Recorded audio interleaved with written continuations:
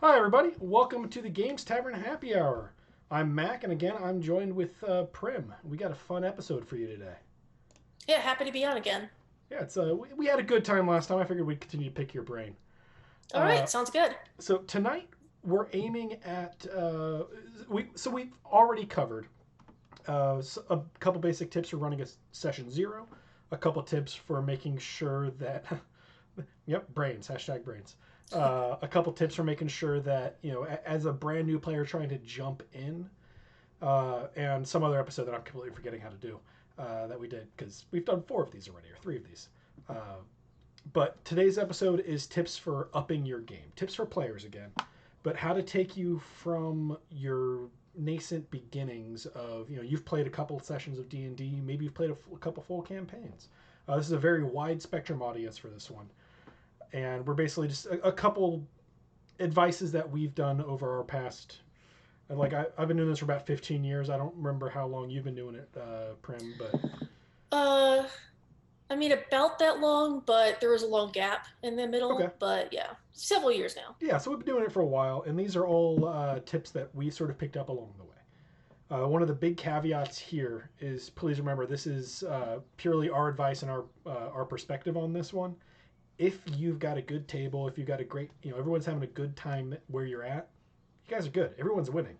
The rules don't matter. It's the final achievements of the game, whatever Wizards of the Coast or Goodman Games or Paizo or any of the companies say your goal is, doesn't matter as long as everyone's having a good time. These are pretty much how we recommend. I don't know, my camera's mirrored. Uh, I Yeah, but how you basically grind yeah, experience as a player and level up your game. yeah. As long as everybody's having a good time, you're good. But this is what we recommend, sort of helping to break you out into the next level of role play and gameplay.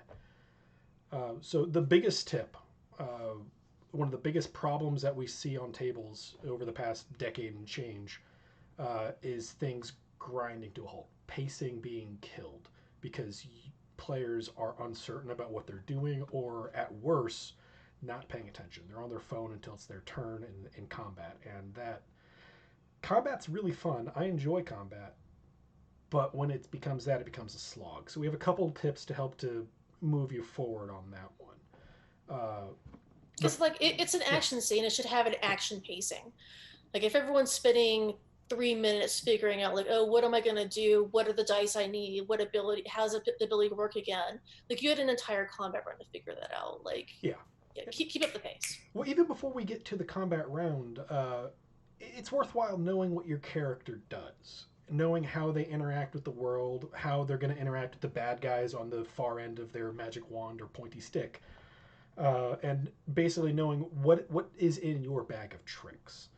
I've As a new player, that's perfectly excusable to be like, hey, I'm not sure I know what I'm doing here. What can I do? I have a sword and a shield. What are my options? Can I move forward and do this? Yeah, and most players are more than happy to move you through that. Unfortunately, if you don't progress past that, it's going to slow down the game consistently. Uh, for more experienced players, one of the big draws I have, and this is one of the reasons I don't personally try to seek them out and like them a whole lot, is magic items. Please know your magic items. If your DM was gracious enough to give them to you, learn what they do. Know how they interact with the world. Go over any hypothetical scenarios before. If you have this great plan on how you're going to use the magic item to do a thing that isn't directly prescribed, talk to your GM beforehand. Make sure that they're cool with what you're doing. And like, no, that breaks the spirit of the magic item. That wouldn't work. Uh, Or even on a more basic level, understand what your character is actually capable of doing, regardless of equipment. So there was a game; it was a great campaign. Everyone in it was really fun to play with. But there was one guy, and he was a very smart individual. But a year into this game, he still didn't know how sneak attack worked, and is every single session we were having to explain how sneak attack worked. It's the point where like the DM had sort of taken him aside, and he's like, "My dude, this chapter. Just read these 2 pages, and it's going to make your life so much easier. Just learn the rules of Rogue. You don't even know the other characters. Just Rogue. Figure out how Rogue works." yeah. Um, and I don't know what that was about, but it was at the point where everyone around the table had memorized what his character sheet said except for him. So Yeah, don't be that guy. yeah, it slows things down if that happens. Yeah. And if you feel like you are that person, please know we're not trying to attack you guys or be like, oh, you're wrong. We're genuinely trying to help and get things get the game a good gaming experience for everybody. Yes, absolutely. Hey, I'm a good wizard. Yeah. So people maybe not necessarily checking out chat right now. There's a few people in chat hitting on Mack right now, and fair enough. He's got a specific new haircut. Yeah.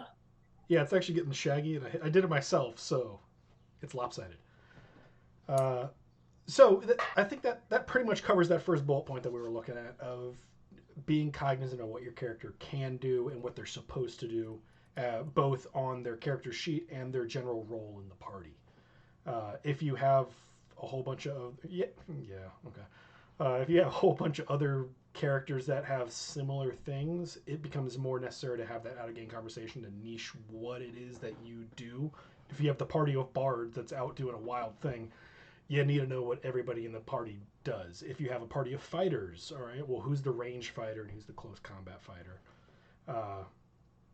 Yeah, spellcasters who don't know how their spellcasting really compounds the problem. Well, maybe you shouldn't be standing in my fireball range. Like that's sort of on you. But yes, knowing how if you're a spellcaster, you have a whole extra pile of rules you need to learn that can change from session to session, and how those impact the world. So you do need to pay attention to a little bit more rules there. Also, like D&D is a game that, on a design level, like a game design level, is based around certain archetypes, and parties tend to fall into certain baseline archetypes as a necessity for being able to navigate the mechanics of the game. So in any given party, there's normally a tank. And, if you don't have a paladin, you don't have a cleric, you don't have a fighter, somebody in that party's got to be the tank. So you as the monk, for instance, might have the highest AC. Great, you're now the tank. Start behaving like it. And someone in the party is the artillery. It might be the wizard, it might be the ranger, but there's usually so many parties doing long distance attacks. And sort of thinking about based off of who we have in the party, how do we best sort of arrange ourselves in combat and make the best use of our strengths and weaknesses? Yeah, and that's a very good point. I've been parts of groups where we don't have to discuss that out of game, but that's because everyone there has sort of figured out more or less what they're supposed to do, and in one or two sessions the group just sort of congeals automatically, naturally. For Klein, our Klein 1963 suggestion there, yes. Would you recommend DMs with such a player to try to suggest they change to a simpler to operate character like a fighter? It kind of depends. It kind of depends. Yeah. So, it depends on why they're on the struggle bus. So if they're, for instance, if you're with a table full of younger players, like some of them are children, maybe them starting off with a druid's going to be too complex a character. Maybe a champion fighter would be an easier thing for them to kind of get their head around. And so that might be a solution to one of these problems. It would be easier to iron out in session 0 if that was the case. But yes, I think in some cases it's just a matter of that not everyone really realizes the amount of homework preparation that goes into playing a good game of D&D. So sometimes just a matter of hey, just reading these 2 pages of the PHB, the Player's Handbook, will greatly improve your gameplay. You should do that. Might be a better way of handling it instead of just abandoning a character they have a lot of investment in. I'm not sure what you think about this, Matt. That's very fair. And once a campaign gets going, and Mr. Smithwick actually just jumped in on that with my point of, once it gets going, you kind of have to deal with what you have. And we're working on stuff to be able to do problem solving from the DM side of the screen. So that is definitely a future episode that's coming. It's a very complicated subject, and we're gonna get we're working on that one. But generally, I typically try to hammer out all that stuff at session 0 or before. If I know I have a new player at my table, I might say, hey, here are 3 races or 3 classes that you can play. They're all very doable for new players who don't have a lot of experience with this system. choose your favorite.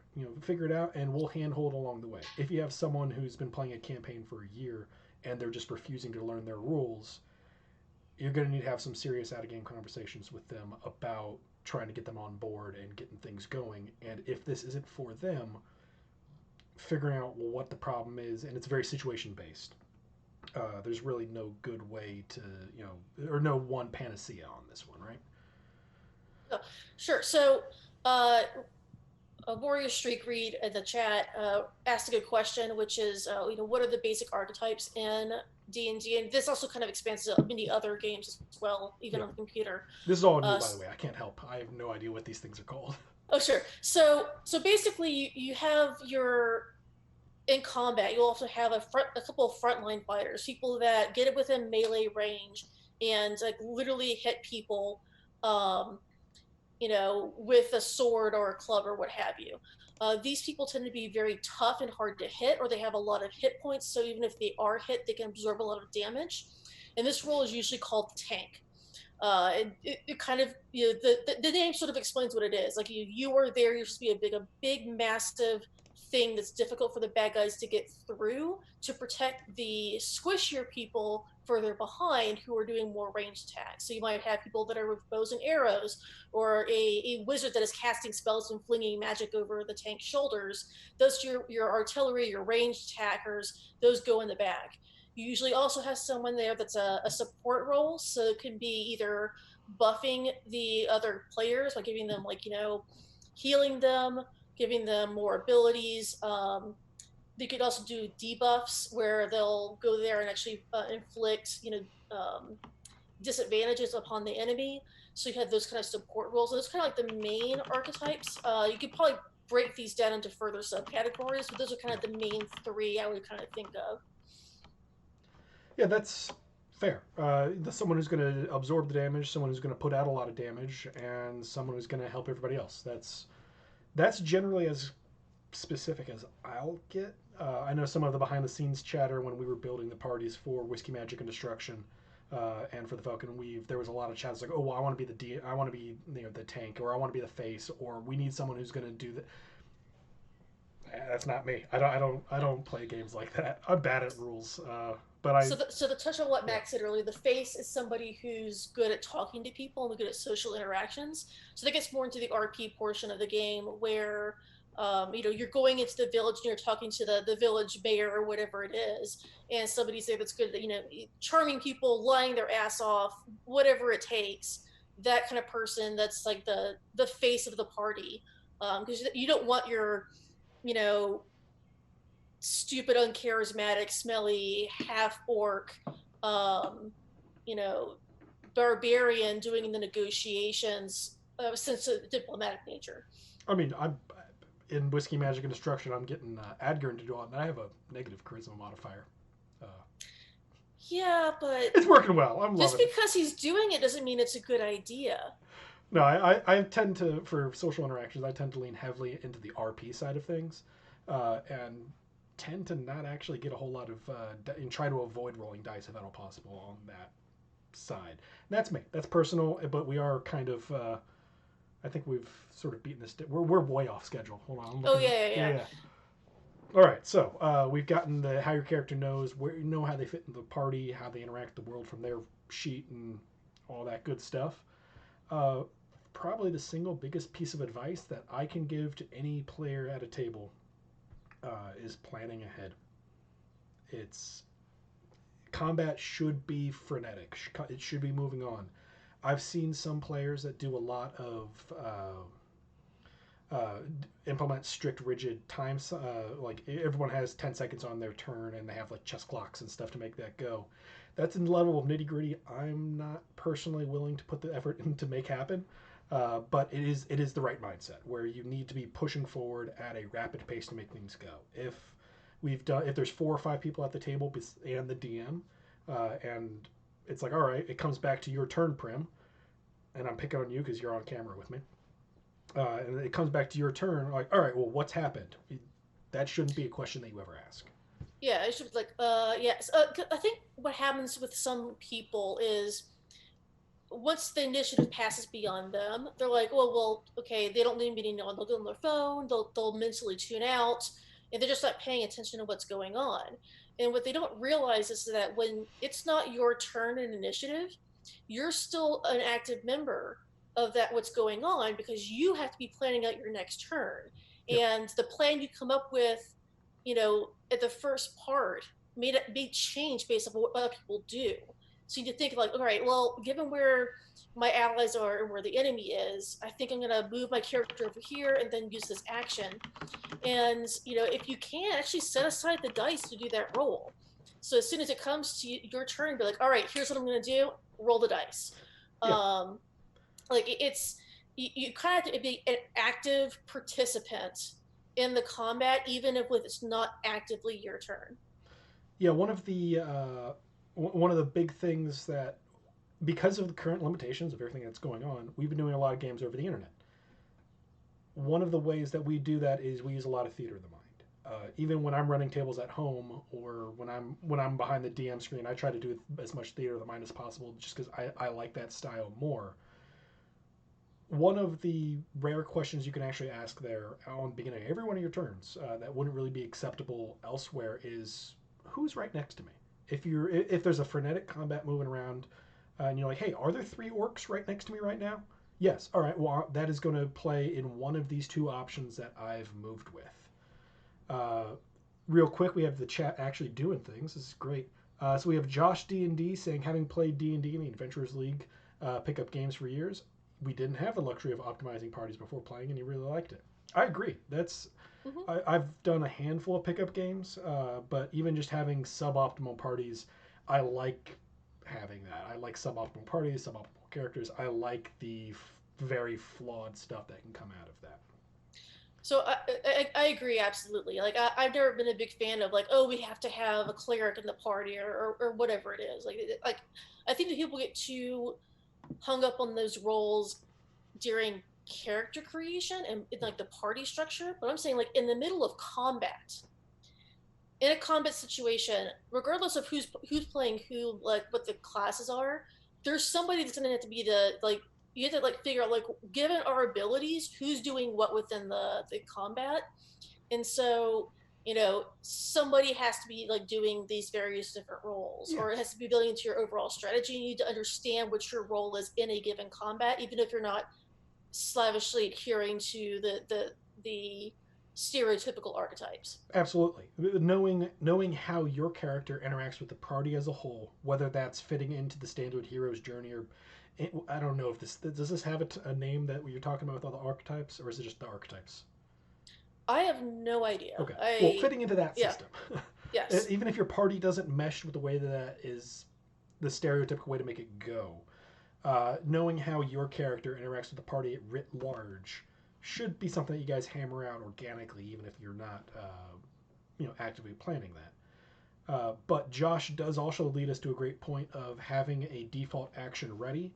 Uh, or what he says specifically, for anybody who can't see the chat, is I try to have a default action ready for my characters. So if the complicated thing I planned is overcome by events during the round, I just shoot the crossbow and keep combat and keep the flow going. Mm-hmm. That's great. In planning ahead, I typically try to have 2 to 3 things I know what I can do, even if that's disengage and step back to reassess the situation, because that's always plan 3. Usually, it's not always, but usually it's plan 3. The first 2 are do with some variety of cool spell. One of them is usually fireball or some variant of really cool. It does a lot of damage. Can't do that. All right, what's the next action I can do? And having alternative actions, even if it's just, all right, I want to attack, I can't attack, or it's unviable to do this. What's my second action? Even if you just have 2 note cards, like, all right, I do this, I do that. Having the options makes it so you're not going to be digging around, not going to be wasting time as it comes to your turn.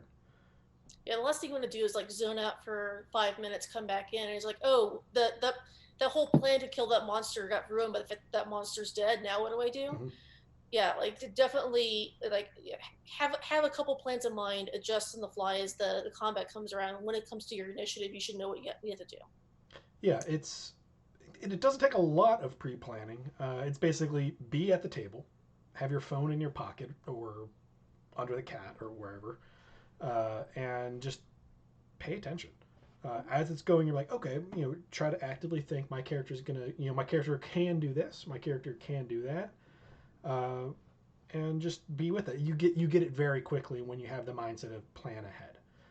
It's a pretty easy thing to get into once you get there. You just need to be in that right mindset. Yeah.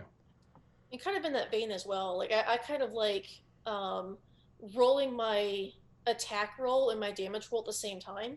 So if it comes to my turn, I'm like, all right, so Tara's going to hit him with a sword. And so I'll drop a d20 and the d8 in at the same time. If I've rolled high enough to do a hit, I already have my damage rolled out. It's like, it takes a little bit of time, Yeah. but it really does add up, and it makes the action a lot more dynamic. It's not going to be like, hold on, roll a dice, pause, do the math. Here's what the damage is. Like you already kind of know. It's just she hits him with her sword. It's a hit, 9 damage. Move on.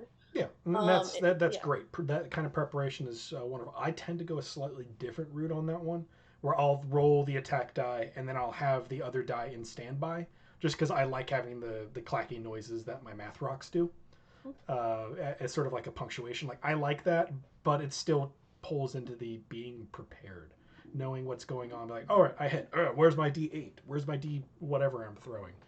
Like if you're casting fireball and you don't have those d6s already grabbed in your slimy little mitt, you're doing it wrong. Well, I mean, there is something to be said for you hit. All right, everyone, give me your d6s. Let's make this go.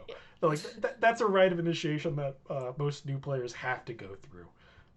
Me, I have something like 25 pounds of d6s because I also do like tabletop wargaming, so I don't have that issue anymore. But there's something to be said for that. But generally, plan I ahead. think it's fun if it's your first cast of fireball, Yeah. but if you've been casting fireball for a few months, have the d6s ready. Yeah, I'm hoping we're back to playing in meat space again by the time that I actually get Fireball as Adgern, just so I can abscond with everyone's d6s and make that inaugural throw. Uh, but I'll yeah, have some set aside for you. Just let me know in advance. all right. So that's so the big point there is planning ahead, guys. Make sure you or guys and gals, sorry.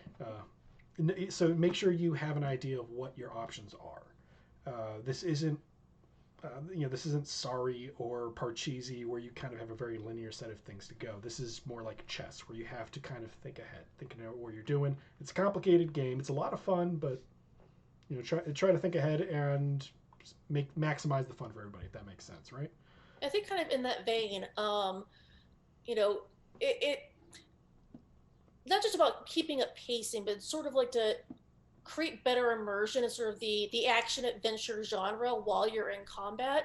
Narrate what your character is doing. Yes. Like, don't make it about like, well, my class feature does this, and so I'm going to use this feature. Like, it's so much better instead of like, I'm going to roll to hit. All right, 14 beats AC, 6 damage is a lot less interesting than my monk flies up and when a two-handed blow brings down her longsword and then flies into a double kick.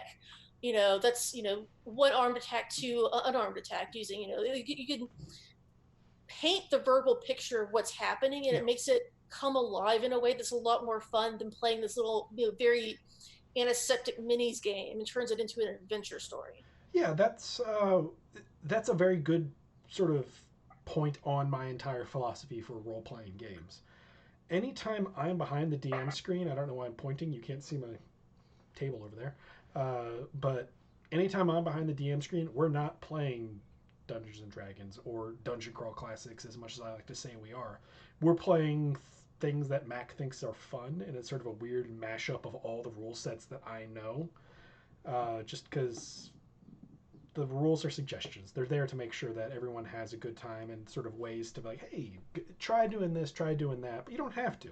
You can, you can go outside of it. And the best rule I've seen, this does come from wargaming, I believe, is the rule of cool. If you try to narrate something and it's kind of a little bit outside of what the rules would do it, if you have a flexible GM, they might like, oh yeah, well technically there are no rules for doing a flying kick off of a second story and landing on somebody.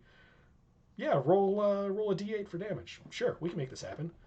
You can have a lot of fun interactions if you just talk about what you're doing. However, if you stick to the very sterile I stab them with my sword. I do an attack action with my D8. You're not going to get anything out of that. The DM's not going to be able to give you some extra opportunities to do something really cool. If you're just saying, you have a laundry list of things you can do, and you're like, all right, pick item A. It breaks down some of the opportunities. Plus, it's a role-playing game. Role-play. Narrate what cool things you're doing. Live out that fantasy of being, the guy with the big sword and the armor, and swirling around and stabbing orcs or goblins or dark elves or humans if you're a monster, I guess. I don't know. Do all of that. Use this opportunity. It's a great chance to say the really cool thing you want to do. On that hand, I'll just say, I feel like D&D is a game that generates really great stories and really great memories, but only if you kind of really lean into that. Yeah. Like when I think about like the coolest D&D moments I've ever had, it was seldom like, well, I rolled really well, and more of a like, oh my god, you're not gonna believe what so and so did in this game. And the kind of role playing moments are what really make this just an extraordinary game, as opposed to Parcheesi or something. Yeah, and hey, I like Parcheesi. I don't like Parcheesi. I don't know why I'm defending Parcheesi. It's sorry.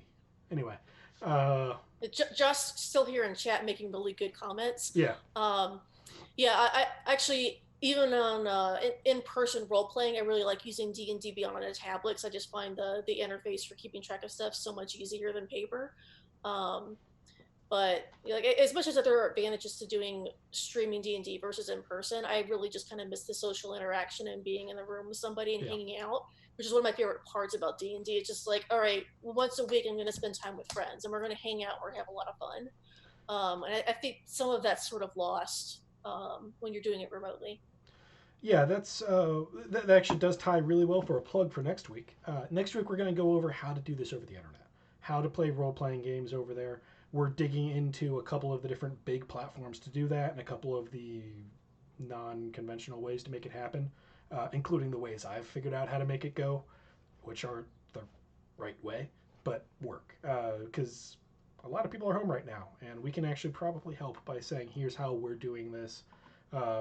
We still are working on lining up the cast for that one, because it's going to be an interesting episode, but stay tuned for that. It'll highlight the different opportunities you have for digital versus in-person play. Yeah, I think we've all had quite a bit of a learning curve over the past few months for a variety of reasons. I finally figured out how to stream, so this is great. I loved it. Yeah. So anyway, we'll be back on to making combat better for everyone. Yeah. So kind of going back more into the mechanics, one way you can kind of really up your game when it comes to being in combat is like read the PHP chapter on combat. There's so much more in there than just the sort of like I hit it with a sword sort of elements that we kind of get sucked into.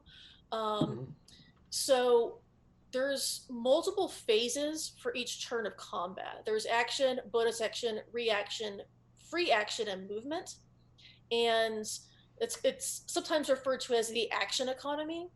And you really maximize your character's efficacy by trying to have something that you do with each of those elements of combat.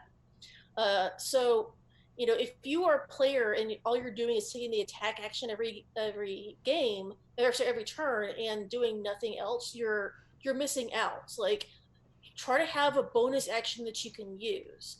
And some of the classes, like Rogue, give you a lot of options for that. Some of them you have to like make your opportunities for it. But if you don't have a regular bonus section that you routinely use in combat, you're basically having your efficacy during combat. It's like knowing these sort of elements of how to like squeeze the most out of your action economy is really going to make a huge difference in the ability of your character to be really effective in combat. Yeah, that's huge, and this is something I'm very bad at myself. Rules aren't my thing. I'm bad at that. So I usually end up having to sit down with more experienced or people who are better at the rules side of things than I am. So I've talked to Rob a bit. I've talked to Reed a bit as the DM. Just like, hey, these are how can I make this a little bit better? How can I polish that? Because I recognize my own shortcomings on that front. But And like, like you the know, PHP is like it's a big book. It's actually kind of intimidating. Like I have to read this whole thing to learn how to play this game, and you know, it took me a long time before even I sat down and was like, all right, I'm just gonna read this chapter on combat. This sounds like fun. But our client in the chat really makes a good point, which is Wizards done a very good job, especially in fifth edition, making this very readable and approachable and easy to understand. And once you've been playing the game for a while, you kind of have a sense of the basics anyway. It really kind of lets you say like, oh, I can do all this other cool stuff during combat. a great tip I've figured for this, and this it's a little weird, especially if you're in like your apartment by yourself doing this. But while you're reading the chapter on combat and you get down to all of the things you've never done in combat before, run through it. Take out your two minis or your two tokens or whatever, and say, all right, I'm doing a grapple. All right, well, here are the two stats. You should have some stats somewhere. If not, go on the internet and check out stats for something. Orcs are great, I guess. Why not? Yeah, pit And two of your characters against each other. It's yeah, fun. that works. And just something to be able to sit there and argue, not argue, but sort of wrestle with the two characters and try and get them to do a thing. Because if you, I know I personally am bad at reading rules in a vacuum and just comprehending them. A lot of what I have to do is I put up two miniatures and have them, bash against each other while someone next to me shouts out rules. Like that's how I learn. Roll the dice in each individual situation. Like, oh, grappling does this. Got it. Shoving and grappling are different. You can move Mm-hmm. while you're grappled. There's a lot of things that I simply wouldn't have thought of doing. There's a reason why I'm playing a backline wizard caster because I don't have to play with any of that stuff. It's actually funny. So, like, one of the reasons I rolled up Satara was to force myself to get more versed in these like nuances of combat rules and like learn how to grapple and do it effectively in combat and these sort of different things is kind of one of these like next level things you can do to become better at the game. And Yeah. like kind of getting on that note, so every player's turn in combat you have an action, and most people just reflexively go I attack, but there's so many other things you can do with your action besides attacking that knowing what those are is really important. You already mentioned grappling, and moving while grappling. There's also dash, where you can like take an extra movement. A lot of people know about that. Disengage, so you can basically move away without provoking an opportunity attack. And just to be clear, these are for Dungeons and Dragons 5th edition only. Yes. Yeah. Other combat systems will be different, but I think that the general basis of like know what the combat system is for your given system holds. I do want to make a big plug for dodge as an action. Um, so dodge is you don't attack that turn, but you impose disadvantage on any attack made against you for the next combat round. And so that's great if you are the tank. You have, I was in a game once where another player had a 21 AC to this like magic plate mail and basically shoved himself in a bottleneck and took the dodge action. And so he wasn't inflicting damage per turn, but the enemies couldn't get past him, and the artillery just obliterated them. It was a DM's nightmare because he couldn't get past this huge half orc that was just sitting there going like, "You shall not hit." And like dodge can be an incredibly potent ability if you use it strategically. Um, there's also, of course, help, hide, ready, search. All of these things you won't use most of the time, but knowing when to use them can be like all the difference in combat, and make using them wisely, knowing that they're options. Yeah, So the one of the actions that I keep trying to remember to do is using a familiar to help in combat. Basically, act as basically provide as advantage or disadvantage, something like that. Again, I don't know rules, but basically have the familiar fly out and annoy an orc and make them easier to hit or harder to land blows on my friends and stuff like that. That's a really cool thing. I saw it on the internet, so that's where I came up with that idea because like, yeah, I don't know. Why not? So pro gamer tip. This is actually why owls are overpowered in fifth edition, because unlike other familiars, they do not provoke opportunity attacks when they leave an enemy square. Really? Yes. Like owls are OP for this exact reason because they can swoop down, use the help action, swoop away, and there's nothing the bad guys can do about it. I'm They can do loving this every turn. I'm loving the lack of like elbow nudges here. Like, hey Mac, use your owl to go out and give help actions. That'd be great. I'm like, yeah, whatever. He'll just sit in his extra dimensional hole and not do Mac, anything. my goal for this evening is to convince you to read the book. It's all I'm I've trying to read do the book. here. I've read it. Look at all the books I own. And you, See, there's been a lot of times when you haven't read the book, Mac. I've, So yes, I have like 18 systems rattling around in my head right now. So like you're very prolific, and you are a man of arts and letters. No one's denying that. But anyway, your owl's so much more useful than you yeah, realize. yeah. Anyway, making this not about me anymore. Conditions. Check out conditions, guys. Those are Yeah. useful things. So like this is like this is mostly more for DMs than anything else, but it's good for players to understand. Like, if you get poisoned, what does that mean for you? If you are blinded, what does that mean for you? And there's a bunch of different conditions, and just sort of like glancing over that and having to have a base familiarity with that will also help you because you don't want to find out what poison means after you've already been poisoned. It's a bad time to learn.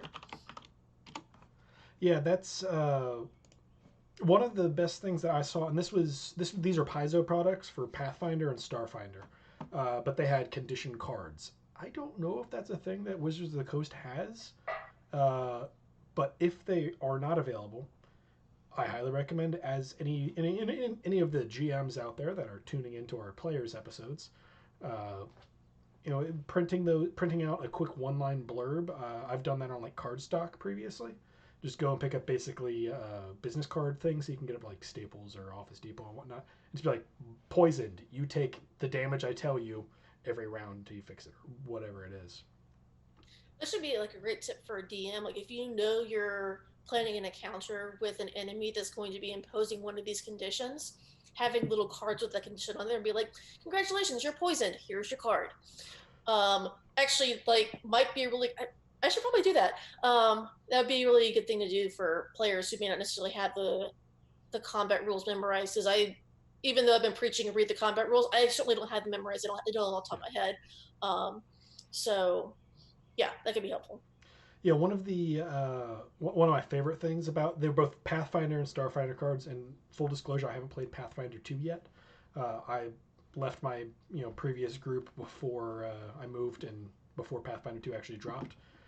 But one of my favorite things about that was their cards had, for Pathfinder, Starfinder, they had similar cards, but they had different art on them. The Pathfinder ones had a goblin that was, if it's been blinded, it's a goblin that has just white eyes, and sort of dazed, walking around, hands out in front of it. If it's poisoned, there's a goblin retching in the corner of the card. Uh, but the Starfinder ones had the same goblins, but with like a big glass, like Buck Rogers dome over their head. It was just Amazing. it's the greatest thing I've ever seen. Uh, and that's a low bar apparently. So there's a lot going on in the chat here. It is rules debating. So yes. Yes. Here we go. Arcline does have a great tip there. Uh, Having a cheat sheet of unusual actions his character can do for the DM in a campaign. That's not bad. That's actually really, really good. Even if it's not a thing you're going to give the DM, spending more time on the other side of the screen for my non-streamed games. Yeah, I appreciate any help you guys are going to give me. Because generally, if someone says, hey, my character does this, I'm going to just assume that you know what your character can do and trust you on that. But if you can give me a quick breakdown on that, that's great. Even if you don't hand that over to your DM, having those options written out for you might be really useful for you. You need to know what how it is that you best remember things. And there's a lot of numbers and stats and words and things flying around right now. So actually, another pro gamer tip is actually you don't have to use the same character sheet that Wizards of the Coast provides for you. Oh yeah. You can actually find alternate ones online that are actually class specific. So they have ones out there where like fighter character sheet. Like, you don't need the spell list crap, get all that out there, and it's just more space for fleshing out combat rules, and these are like more specifically actions you can do during your turn. And so those might be a useful thing to look into for simplifying like what you need to know for your character. And there's a lot of different options online. Google will help you out there, but that's something that I kind of looked into with Zatara. Was like, what other character sheet options are out there that can be helpful. That is what I do like D&D Beyond for, is it does the math for you for most things. God, yes. Because every other campaign I've played outside of Whiskey, Magic, and Destruction, I've done it old school, and I'm using paper and trying to keep track of things, and I'll level up and have forgotten about my sword over there. And I'm like, oh, did I level this thing up? What was the original stats? I don't know, because I've crossed it out so many times and written it. So D&D Beyond does a great job for that if you're playing Dungeons and Dragons 5th edition. I will never voluntarily use a paper character sheet for D&D 5th edition ever again, because I'm totally addicted to D&D Beyond. It's also a great place for consulting the rules. Something I've kind of enjoyed doing is just sort of like browsing through, because they have all the unearthed arcana and they have all the different compendiums sort of squished together, so you can read through it, which is actually kind of another. Sorry, what? They keep the FAQs and erratas up on this one as they push out official things. That's a huge benefit. Yes. Yeah. Even if you're not using D&D Beyond and you're just reading through your physical copies of the books, of which again we have most of the books here too. It's actually kind of a good idea to sort of like read through the entire player's handbook if you have the time and you're bored. It's actually a great way. I've been in this house for time is lost all meaning, so I've been reading a lot of weird things. Anyway, it's such a great way of like to get character ideas. Reading through, it's like, oh, I never read through the barbarian page. Like, oh, that's kind of neat, and you can kind of get really neat character ideas by just reading through sections you haven't looked through before. You'll see a feat, and it's just like, I haven't played with that yet. This seems like it'd be fun. Knowing what options are available for you once the DM is sick of your shenaniganry. Yeah, that's useful to know. Yeah. Yeah, so that moves on to the next topic. Read the PHP. No, we've already gotten that one. Yeah. My favorite table etiquette. Yeah. Well, before we go there, my favorite thing about the PHP is actually the lore that's in there. There is a lot of really good descriptions about how to play the various races. Less about how to play the classes, because most of those aren't really tied to... it's a very fluid system nowadays. But there used to be a time when when the paladins have to be paladins. They have to be lawful good, going out and stopping the bad things from happening at all costs kind of things. That's a much more flexible thing, but there are a lot of great ideas for how to make that run in the PHP. So at a bare minimum, please read your entire class page. Yes. For, I think, wizards, it's 4 pages. Warlocks, it's a lot more, because they need to describe all the possible deities you can, or patrons you can have. And druid, I think, is the other one that's going to be really big. Most of them are going to be 2 pages maximum, 3 pages. But even still, you're going to be picking a subclass for each class you're in. So if you're, sort of like your wizard school. Oh, okay, yeah. One, like your druid circle, your bardic college. Like, you don't need to read the entire thing if you've already decided that you're going into the Bardic College of Lore. You don't necessarily need to be reading up on the Bardic College of Valor in depth. It's not relevant to you. Yeah. So, the vast length of the wizard section of the PHP is mostly on the various different schools of magic, because there's so many. I poured over those for a really long time, besides deciding, you know what, I like lighting things on fire and like to have the option to not light my friends on fire. Evocation's a classic for a reason. It's a fantastic... I just want to level up and get Fireball. But anyway. So what's the next thing there? Don't believe Max light. No, okay, moving on. Table etiquette. So you guys can't see the same document that we're staring at. So I had actually a bullet point in there where it's like, under read the PHP, it's don't believe Max lies, knowing the rules is cool. Yeah, I've made no claims about being cool, but I try to know the rules. I'm really, really bad at them. So I lean into the role play side of things. I Anyway, tease from a place of love. oh, anyway, so this does move us into one of the biggest things that I've seen that can go right and wrong simultaneously because it is very case dependent, but it's table etiquette.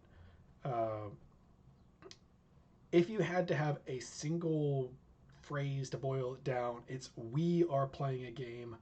I am not playing a game. Dungeons and Dragons, role play games in general are a group collaborative team effort. Nobody's going to go out there and be the LeBron James of their team. Every person at the table matters. Period. Everybody's fun is at stake there. Everybody having a good time is important, and everyone feeling like they're not being walked over or uh, kicked around is very very important. So on that note, we have a couple tips that we highly recommend you guys look at if you're just keep in mind, even if you're not currently in a problem situation on this, as you're playing the game, pay attention to these kinds of things just because it is very important. A lot of times if there's a problem, people don't speak up. So be out there. Yeah, again, it's a social game, and if people aren't having like, if you're not being a good friend while in the middle of this game, people are just straight up not going to have a good time. Being courteous is very important. Yeah, so one of the very big problems, and this is unfortunately a very hard one to overcome when you're playing digitally, is interrupting and cutting off other players. It's very hard digitally to be able to read the room and know when someone is taking a dramatic pause or they're done talking. I don't know if you guys have noticed, but in just yeah, cat. This is Beowulf, by the way, named after one of my favorite old English poem. Hey, all right, buddy, have a good I time. can confirm Beowulf is a very cool cat. Yeah, you've seen him, yeah. Mm-hmm. It's like shockingly friendly. He's just a really nice cat. Yeah, I love it. Anyway, we're way derailed. Yeah, so the knowing how to play off your group so that you're not stepping on other players. So And you're. don't talk over the other players I either. was talking. It's a total dick move to do. I'm sorry. Yeah. Just don't do it.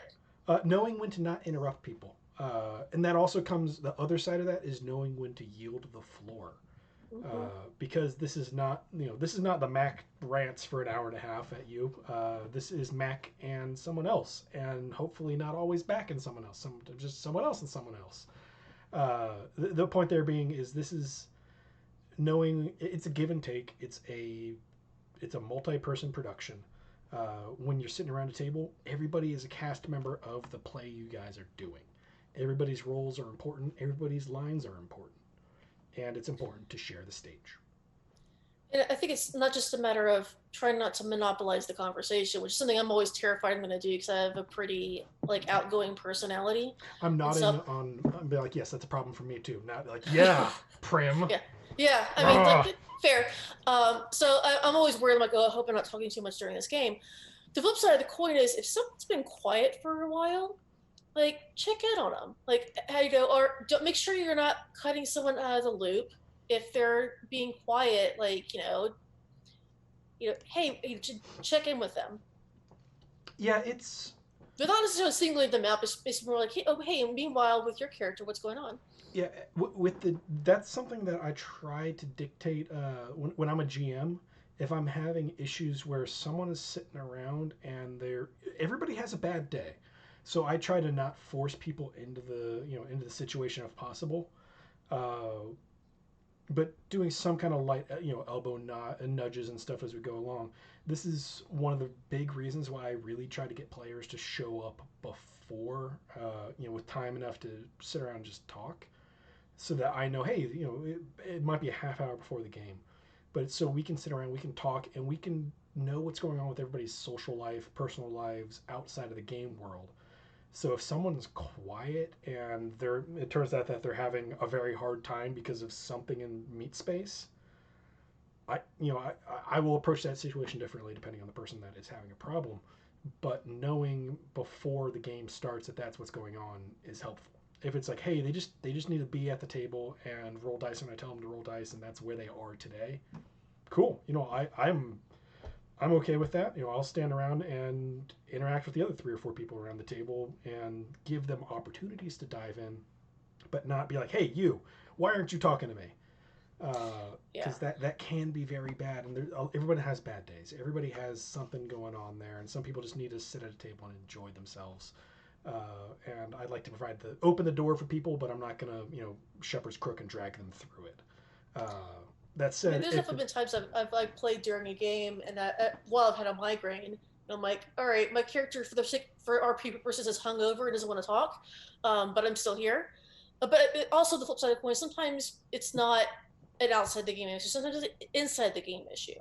yes, Like if they've quieted down, like you need to, without necessarily singling them out, sort of figure out like has something made them uncomfortable, um, or are they feeling just like the stories passing them by, where yeah, it's just like, man, well, this is just a whole bunch of wizard politics that my barbarian does not care about, so I'm gonna sit here in the corner for the next hour and a half. Like maybe the it's a barbarian bad should care about feeling. wizard politics. I mean, like But yeah, you have these kind of situations where like sometimes you just want to kind of check in. It's like, hey, buddy, we haven't checked in with your character in a little bit. What's going on? To kind of like make sure they're looped in yeah, without that's necessarily like singling them out. There's a way of doing it. there are a couple. One of the golden rules that you see bandied around the internet a whole lot is never split the party. In situations where, and this is we're veering into DM tips here, but in Yeah. situations where you don't need the entire party there, like people are shopping in the town, split the party and give people equal play time. Figure out a way to keep everybody engaged, so it's not just the wizard and his random NPC friend he just found debating wizard mechanics for the next hour and a half. That's not good for anybody except one guy at the table. Being like, all right, well, you guys do this, so the rest of the party is off chasing winged cats. Cool. Everyone's having a great time with that. That's fantastic. Uh, But like it's not just a DM thing though. So yes. to pick last week's WMD as a for instance, we were out shopping, and there are a lot of good character interactions, but you know, Rafe as a character was pretty quiet for a long time, and so I had my character Zatara basically say like, "Hey, we've been shopping around a lot for us. Rafe, what would you like to go shopping for next?" An opportunity to kind of like elicit more participation from him in the story. Yeah. And it was really just because like we were just doing stuff that was relevant to his character, and I didn't want his character getting left behind. I think this is something that kind of like all the players can kind of be doing just to make sure like hey, is everyone actually being included in the group activity? Yeah, because as a the GM is human and fallible and gets excited and wrapped up in moments too. So everybody can be working to grab everyone in. One of the things I really do like about what we did with that session is when we paused, excuse me, when we went on break, we actually everyone checked in basically and be like, hey, yeah, Rob, you haven't mentioned anything recently. You okay? Yeah, yeah, it's just not particularly relevant to my character. All right, cool. We'll figure out a way to get you in. And that kind of out of game conversation is worthwhile to have because we're not, everyone at your table should be or will be your friend eventually. Like that's the goal here. No one's playing D&D just to play D&D. It's the social interaction of it. Otherwise, we'd all be home playing Skyrim. Uh, Being able to go out and interact with other people is what makes roleplay games at the table the thing that they are. And taking care of the people on your left and right is important. Make sure that they're okay, making sure that they're enjoying themselves as much as you are, and being willing to back down some of your enjoyment if it lets them share some of that spotlight. That's important. Yeah. What else we got for the table etiquette? One of my favorite rules to keep foot stomping, and this isn't just because I sit on that side of the screen, is don't argue with the GM. Full stop. Don't do it. It's not worthwhile. The GM has put so much work and time into this project. If they tell you that the watch of this town is uh, it's the Maple Grove Guard, and you're like, well, actually, it's the Maple Grove Watch. Yeah, no, not in this universe. It's not. Like, I don't care how many extra, how much of the expanded universe stuff you've read. In the universe that the GM is saying, that's it. Like, they've put so much time and effort into this thing. Don't be like, well, that's not how this thing works in the lore. That's not good. Which doesn't say you can't disagree with the GM. Like there's sometimes Yes. where like the GM may say like this is what's going to happen in combat. It's like, well, my understanding of the rules is actually that the rule says this, and they can either say like, oh, you're right, or also they say like, for the purposes of this is how we're going to handle it. And once the DM has like acknowledged your point and then said no, don't fight it out past that point, because there is rule 0 and it is in the rule book, and rule 0 says what the DM says is final, and that is rules as written. So if the DM basically says like, I understand that the book says this, for the purposes of this game we're doing this instead, you're like, okay, rule 0 applies. Don't turn it into a fight at the table. That's not time to have that conversation. Yeah, one of the best examples I can have with that was Pathfinder version 1's grappling rules. They were labyrinthian and garbage. Like, they were horrible. And you had to be like consulting charts and be like, oh, what's the zodiac sign today? Like, they were bad. A DM that I played was like, hey, we don't grapple here. If you do, it's an opposed strength check with appropriate, if you can justify a modifier, we do it. But that's it. Like, that was it, and it rolled much faster. And there was always that guy at the party who's like, well, the grappling rules say, it's like, yeah, but we're not using the grappling rules. Like, don't do that. I don't want to learn how to use these stupid rules. So that's one of the big things of if a GM says, this is how this works. Well, vampires are actually allergic to this thing. Well, you know what? That's not the vampire I wrote, guys. Like, shut up. Like, let me play this. Like, this is what I had going. If there's some weird plot lore things that don't quite add up and you're saying this isn't right, suspend your disbelief. Let it go and enjoy the game. Yeah. Just don't turn it into a fight. Just let it go. They've written out a whole bunch of great stuff, and as a player, you're not supposed to be reading the Dungeon Master's Guide anyway, or the Monster Manual. You don't know. Or even if you have, because you also DM and you play, like, don't be that guy where it's just like, well, the stat block says this. And like, first of all, you shouldn't be metagaming anyway, even if you know what the capabilities of that monster are, because you've encountered it before, you've run that monster before as a DM. Like, don't be metagaming, and if the monster displays different unexpected abilities, then don't argue with the DM about it, because they clearly made that decision. Yeah. And, that's always a good opportunity later, once the dice have stopped rolling, to be like, hey, Greg, the game master, I'm curious. The rules say this. How did you interpret them? Was that an intentional decision to do it this way? If it's really a bugbear for you, you can talk to them after the session and be like, hey, I didn't like how this went down, or I'm not sure why this went down this way. Talk to them. Any of the problems that we're going to highlight in this entire chat can be resolved with talking to them like adults. Yeah, and also be summarized as don't be a dick. Yes. I think it kind of gets into our next point of like, don't intentionally troll the party. Don't be doing things for the lulz. Don't be, if you're playing a serious campaign, don't be, throwing glitter everywhere. And just, I think everyone sort of met that guy who has taken pleasure in disrupting the enjoyment of others. Yeah, if you're doing something for the reaction, and regardless, completely disregarding the role play, or disregarding the atmosphere, or disregarding all of these other things, like, oh, well, technically the rulebook says I can use pies as a thrown weapon if I have improvised weapon proficiency. What? Why would you do that? And there's a webcomic that I'm citing on this one, but that's... Yeah, like, why is your bag of holding full of pies? Why is this your weapon of choice? Just, how is it... How does it even make sense? Yeah, it's jokey and weird, and... Or I do, what do I do? I walk into a room and I immediately cast a sleep spell. Why? Why did you do that? Oh, because it'd be interesting. Don't do that. That doesn't... There's not a combat situation going on here. You're here to meet at the end of a contract. Why did you do that? So try to make logical choices. Don't play the psychopath. Which is like, don't do intentionally asinine things in the game and then justify it as it's what my character would do. That is that is a weak excuse for bad behavior, and no one's buying it. Don't be that guy. Yeah, the I have a lot of experience doing live action role play, and I'm going to do a slight tangent on this one just because it's worthwhile, and it's my show, so I'll mute you. I'm Uh, gonna tune out here. uh, One of the big in the game that I was participating in, goblins were a playable race.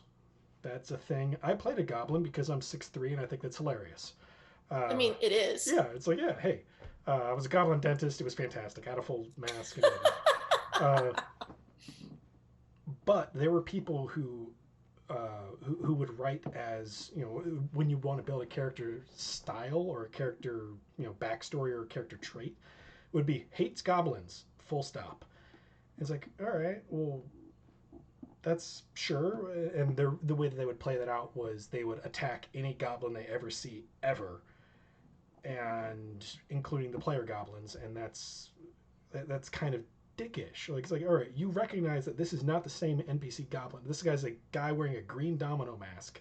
He's, you know, domino mask like the Robin mask. If anybody's not paying Oh, attention, gotcha. you know, he's wearing a green domino mask that says goblin across it. Like, this is clearly not somebody playing, or that's what the NPC goblins wear. This is clearly someone who spent money, time, and effort to build this character. Maybe metagame a little bit and just don't go out and start stabbing him in the kidneys because that's what my character would do.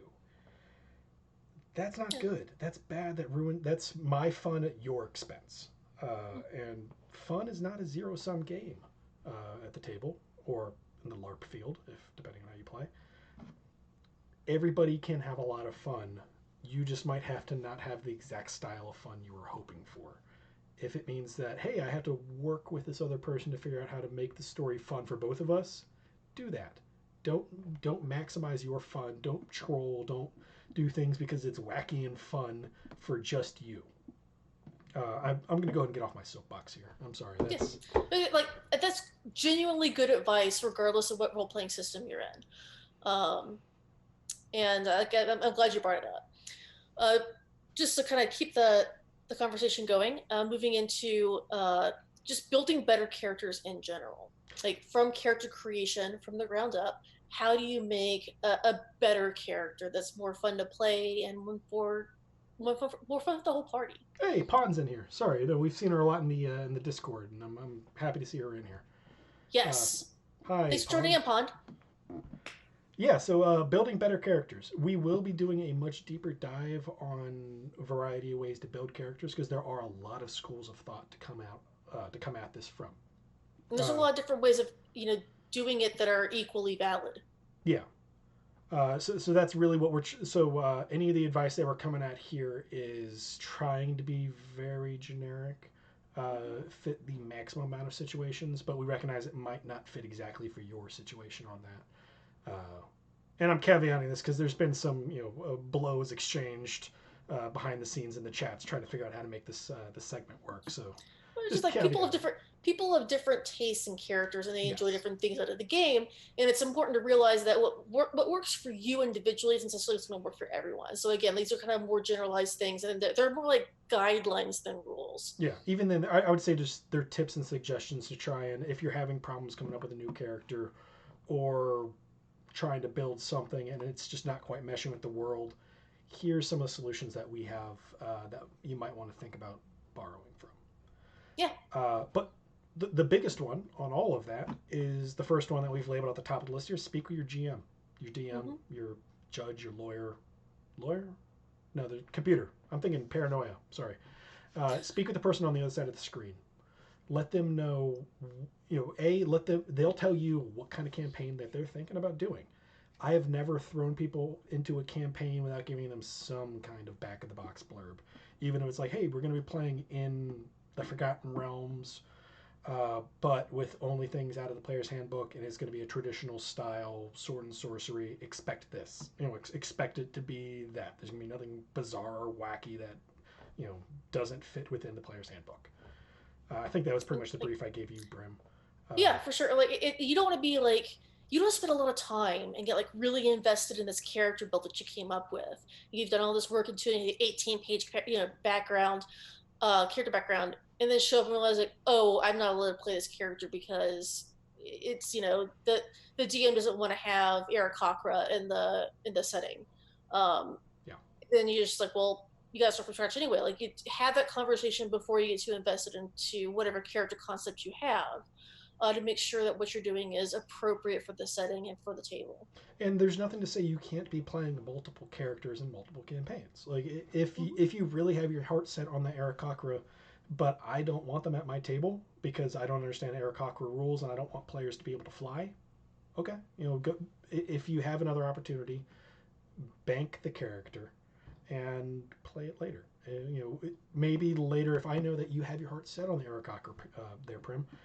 All right. Well, next time around, now that I know that's a thing, I'll learn how to interact with flying in combat and make my puzzles so it's not just a lava floor. Well, I'm just going to fly over it. Uh, so all of the things that as a GM or DM that I end up doing, or the restrictions I impose on my players, aren't because I don't want you having fun. It's because I cannot deal with those rules. Whether it's my puzzles are going to be very specifically leaning this way, or I simply don't understand how that class or race works. If you talk to me and make the argument, we might be able to make it work. But Or it could generally, also be something as simple as like there's no Eric Cochran in this setting, yeah, you know, we are playing a game in Ravnica. There are no Dragonborn in Ravnica. I'm sorry, you have to change your race. You know, yeah, it, it, it, every character should start with a conversation with the DM, even if it's just something more of like, here's a rough character concept. Is it okay? Yes, no, okay. You yeah. know. And on that front, for moving into the next thing is your backstory. I highly recommend having more. Well, having less in your backstory. I've seen quite a few characters where someone will come in and be like, I've been, a general in this and a soldier in that and fought in these 14 wars and now I'm a first level fighter. No. That doesn't work. Uh, that doesn't mesh unless you were the cook the entire time. And even then, you were still a soldier in these wars. Uh, yeah, it's less is more in backstory. I there's a balance to be had to it. So I think some people just go the opposite direction though, where it's just oh, who are your parents? Like, oh, I was an orphan, my parents are dead. They're like, well, who are your friends? My two knives. It's like you can kind of go in the opposite direction of Yes. like not having any character at all. And I kind of find the nice balance of thinking about what is my character's history like? What are the kind of the main who are the main influences in her life in terms of like people? Who are the people she cares about? Why is she at this point in her life? Yeah. And then but leave open space for you to have openings to plug things in later as they become relevant. Yeah, I know I've mentioned this previously. I don't know if you were. I did in the session zero. Mm-hmm. Uh, is being able to say you basically have a note card that's front and back with a couple bullet points on each side that basically outlines what you did before you were here to make money, Mm-hmm. what kind of life you had. If you're very old or you're well into adulthood, maybe don't bother about including your parents because that's no longer relevant to you. But just basically, what was your lifestyle like beforehand? Your family, your friends, any of that kind of thing. What did you do to make money? And a couple other things that can be boiled down to a sentence or two. Don't as a GM, while I love getting huge manifestos from people to read about very interesting characters, they're so hard to tie into plots, and it makes I it also very just like inflexible. I don't want to read 18 pages of fan fiction about your character. I just don't. It, It's like it's a burden on your DM, to have to go through all of that. It's much easier if you can just give them a pitch and just be willing to go yes and. Yeah, the uh yes and thing is huge. In the Xanathar's guide, they have a layout for roll for this, roll for that, do this, do that. Uh, that's the level of detail I typically want. There's more categories in there than I ask for, but that's because I've been doing this before Xanathar's came out. But I like that kind of you roll on the table. Oh, I'm an orphan, or I have two parents, or I have one parent. One was killed by and then you roll on a second table to do all that. mhm. They're brief. Josh is saying they're succinct. They tell you exactly what it is you need to know. And if you were to, read it out in a sentence or just in a, narrative structure, it would be less than a paragraph. It's not that wild. It's not that insane. And then you can plug in, basically you get the really nice bones of that, and you can plug in the meat and bits and make it. Okay, cool. Now we have a character. Provide context and plot hooks for the DM. Give me enough of your background to be able to say, as a GM or DM, hey, here's a thing from your past that works. Okay, that's great. Open up that door and then be willing to say, yes, I recognize this. This works. We can play with it. Not, oh, well, this isn't a name I wrote down, so it's not a thing. It's like, be flexible. Yeah. Yeah. And so kind of going in there, sort of an overcomplicated backstory, but at the same token, like have some sort of sense of like what is the context in which they came from. Murder hobo for the past 18 years. Let's do this. Yeah, it's just like what are their basic values? Why are they like? Why did they choose adventuring as a career, and what do they hope to get out of it? Where do they hope to be in 5 years as a kind of a general aspiration? They don't have to necessarily be hard, concrete goals of like, I'm going to find the person who killed my father. It has to be something that concrete. It could be something as simple as like, I'm someone who just really enjoys the thrill of, the adrenaline rush of being an adventurer, and that's why I do it. Or it could be, I want financial security. And just kind of having that sort of sense of like what motivates your character is a good place to kind of come from. Yeah, what was the kick in the pants to get you out the door? That's huge. Josh is going with, let me tell you about my character, and then presumably the DM saying, don't threaten me.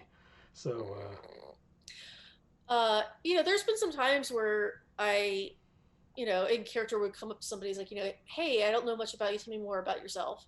And then immediately regretted asking that question in character. Because, 10 minutes later, we were still there.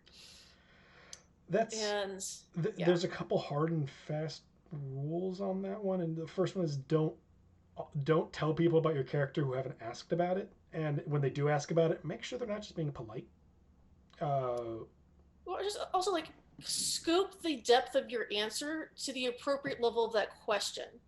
Like, if someone's in a tavern and they say, hey, so, tell me more about yourself. Where are you from? I don't need to hear about like your sister's favorite color, right?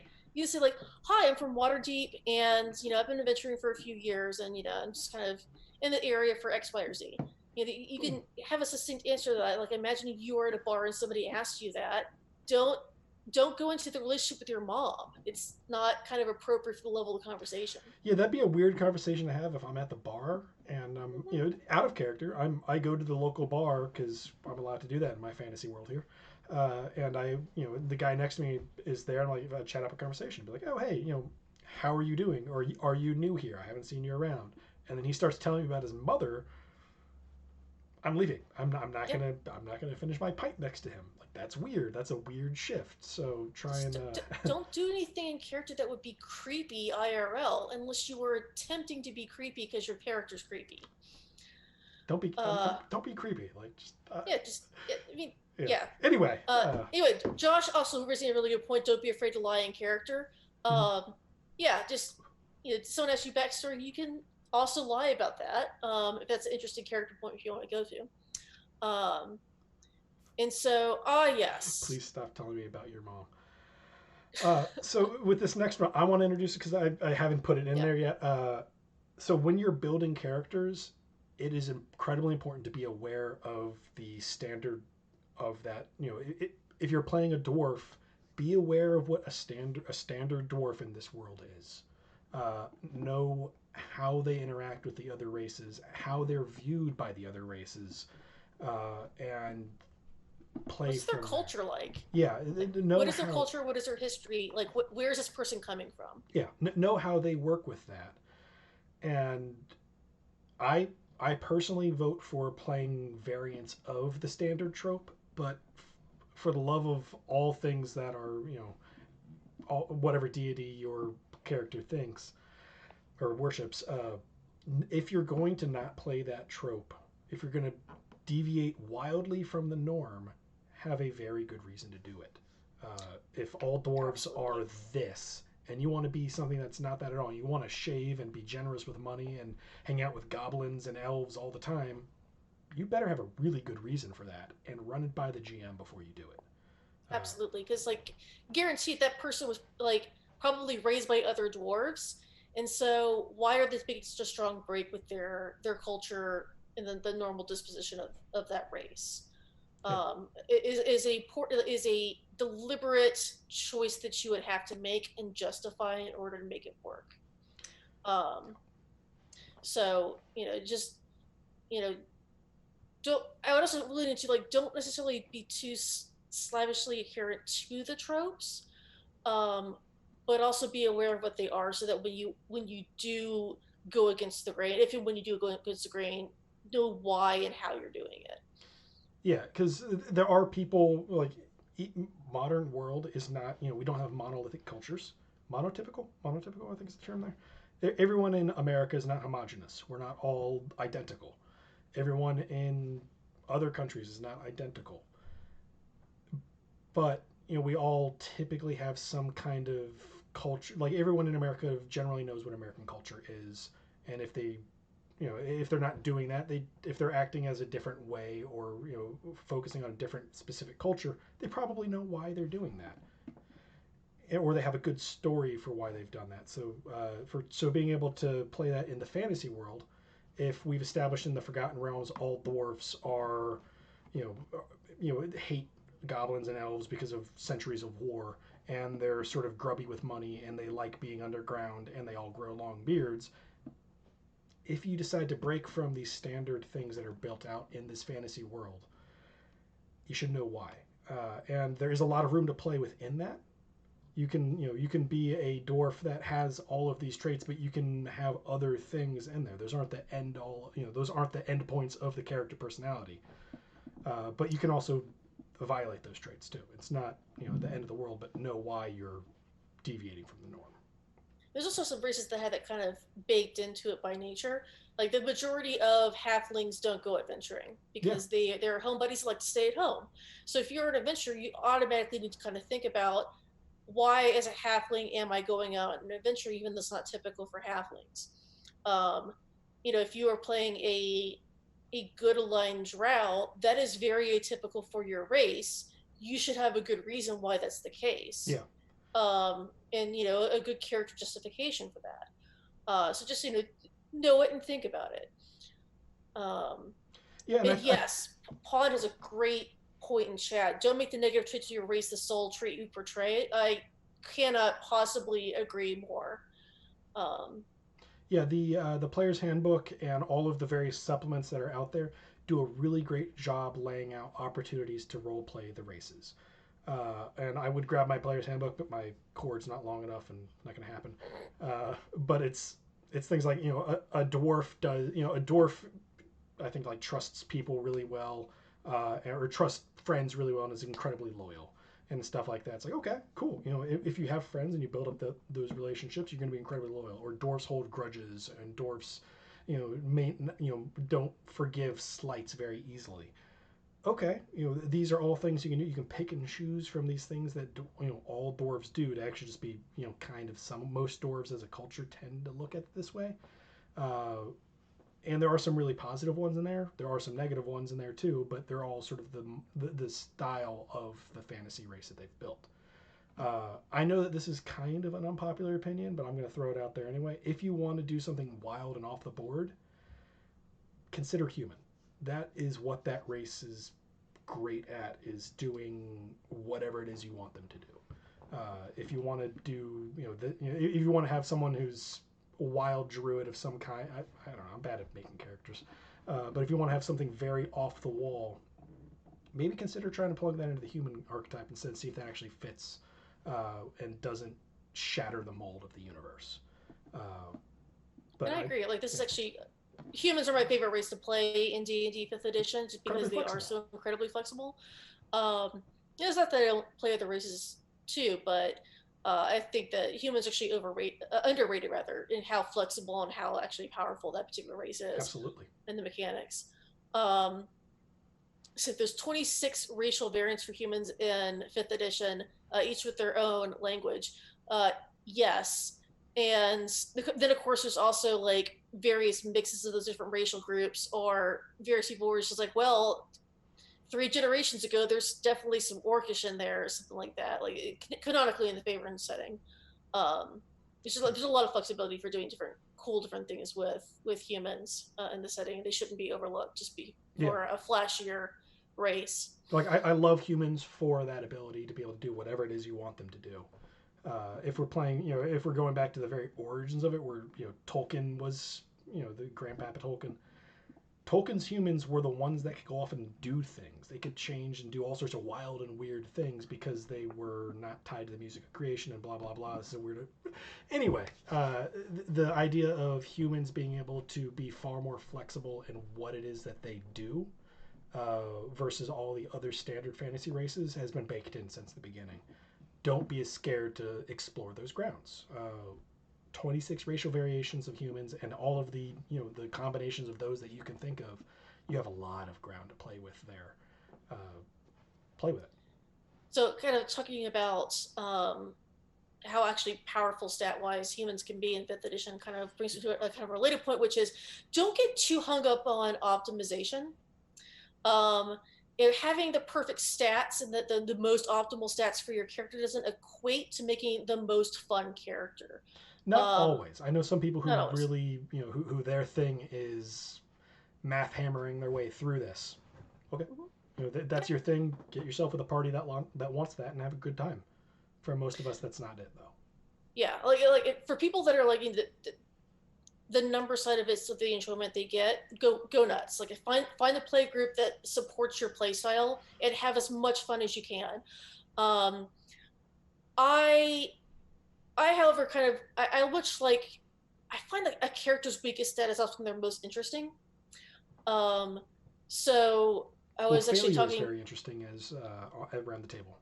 Yes, I think we can all like remember fondly someone being a low wisdom character in a party, and some of the interesting stories that can come up from that, or a low int character in the party.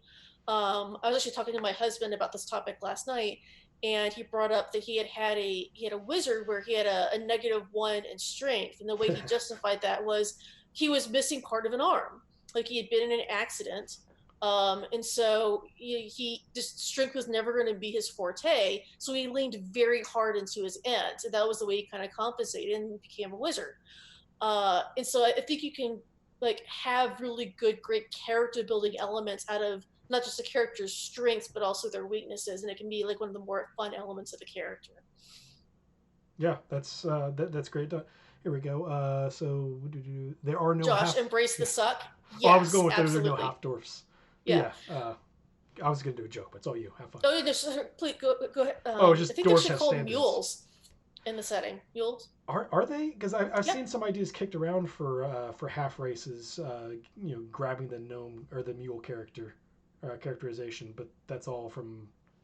Yeah. They haven't made playable races in 5th edition yet, but other editions have actually touched upon that.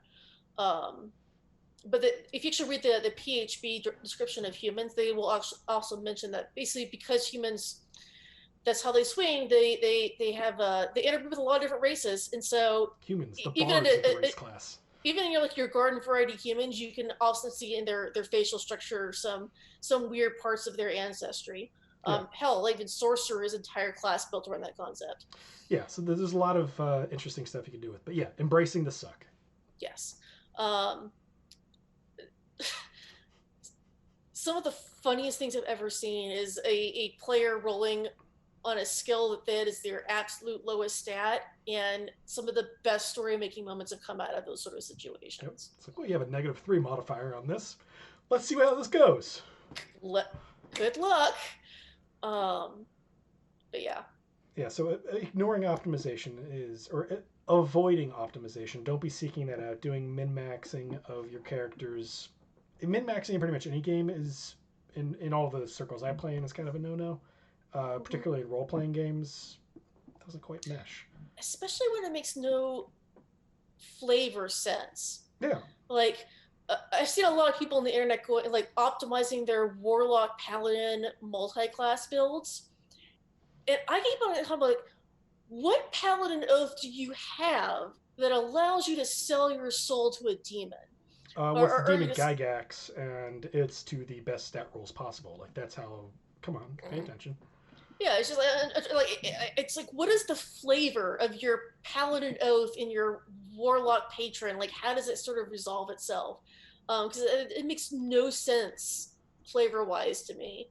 But yeah, it's a very Yeah, powerful build on paper, and that's some people just care about the stats, and that's the game they want to play. Then more power to them, but not at a table I'm going to be playing at. yeah. I have very strong opinions on multi-classing, and I'm not going to get into them here because I'm sure most people in the audience can guess what they are. Uh, but celestial warlocks. Why? Josh, no joke, one of my favorite characters I've ever played was a Celestial Warlock, and I just leaned real hard into her picture was a Keyren, and all of her spells were like rainbow colored, and it was great. Because it was really fun, like kind of like totally dumping on the grim dark, warlock stereotype, and you can have fun with that. I'm gonna But I'm gonna quote Pond here and say multi-classing is lame. I'm quoting her. yeah, Feel free to throw the flack that way. I'm not saying that's my opinion, but I'm not going to disagree with her. I'm in the mindset that I'm very much against multi-classing in general, unless there's a very good character reason for it. Yeah, I've seen a couple that work well story wise, Yes. but they don't make sense mechanically. Like I've looked at multi-classing a wizard warlock because like, oh, that story wise does kind of make sense. You have a wizard that suddenly like, oh, I can talk to a demon and get more power, but then stat wise it just doesn't make any sense to do it that way. But the warlock paladin might look great on paper, but makes absolutely no sense. Like role play wise, there, just I don't get it. So So I think that the best example of multi-classing I've ever seen was it was in a game where there was a goblin rogue, if memory serves, and his whole shtick was that he dressed in the clothes of like a cleric of Lathlander, and like he was constantly lying to people and saying he was a cleric of Lathlander. He's just a complete charlatan. Uh, and and he's at one yeah. point, a moment of desperation, he prayed to Lathlander in sincerity of like, I don't know how I'm getting out of this, and I'm really sorry about impersonating one of your clerics at this time, but like, if you could just help me out right here, be a bro, it'd be really great. And he rolled really high on his religion check, and the DM's like, you know what? Lathlader's actually paying attention. He's like, all right, but you better make it worth my while. And so the next level, he took a level in cleric because Yeah, he like it turned him into a true believer, and he stopped lying about it. and And that's great. I love that. it was a great character moment, and suddenly you had the rogue in the party is like doling out heals. It was like, you know what, I'm okay with this. um yeah, it's Skeeves the goblin, great guy.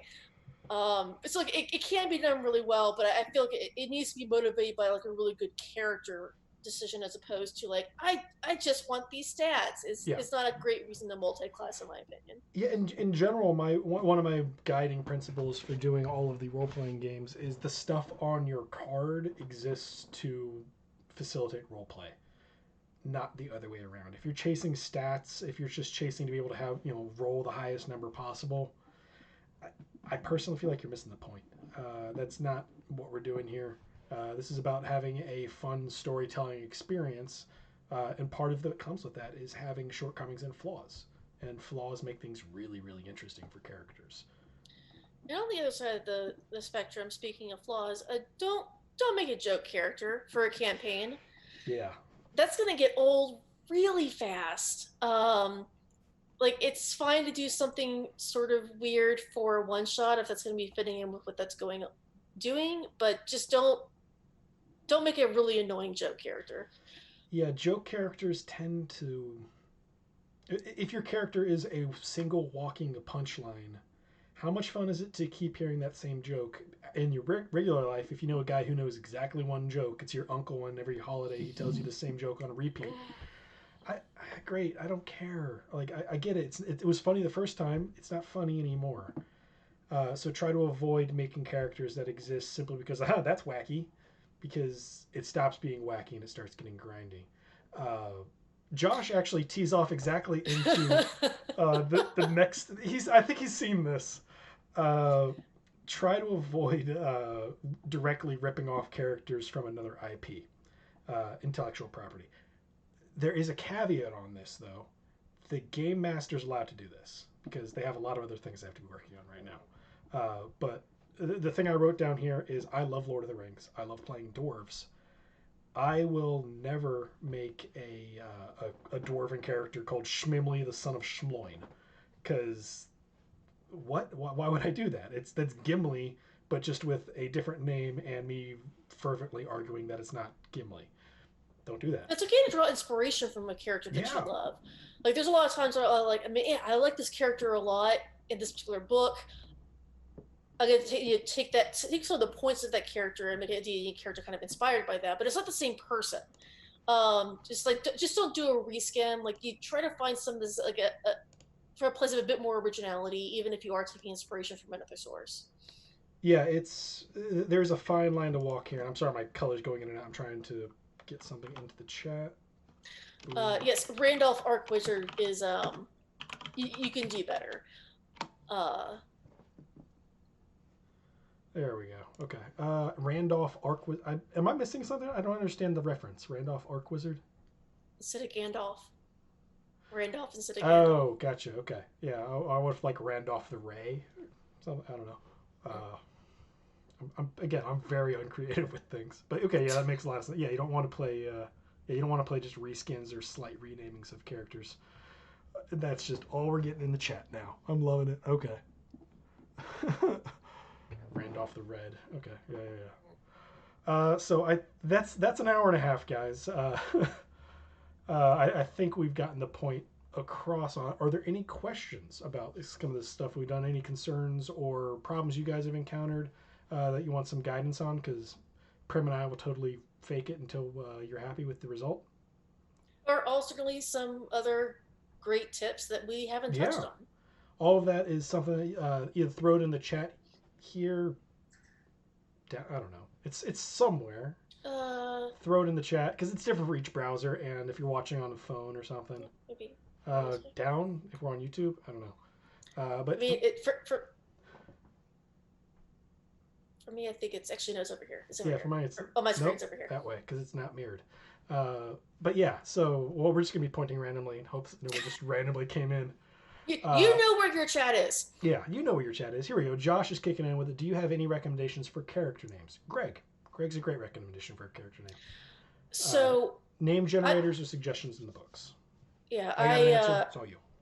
So I find that the random name generators on the internet tend to come up with really weird things that I've never been particularly fond of. I want to make a plug for one of my favorite supplements ever put out is Xanathar's Guide to Everything.